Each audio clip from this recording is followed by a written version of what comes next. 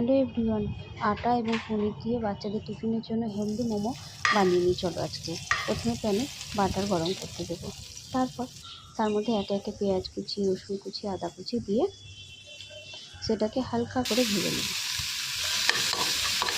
দেখো লাল লাল হয়ে এলে ওর মধ্যে সামান্য লবণ এবং সামান্য হলুদ দেবো।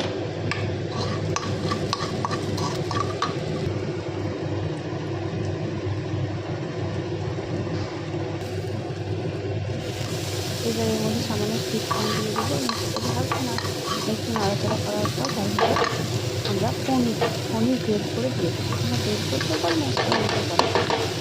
দিয়ে এটাকে নাড়াচাড়া করে এর মধ্যে সামান্য কাস্তুরি মেথি ও গরম মশলা গুঁড়ো দিয়ে সেটাতে একটা পুর তৈরি করে নামানোর আগে সামান্য সস এবং একটু অরিগানো, মেয়োনিজ এগুলো দিয়ে নেব।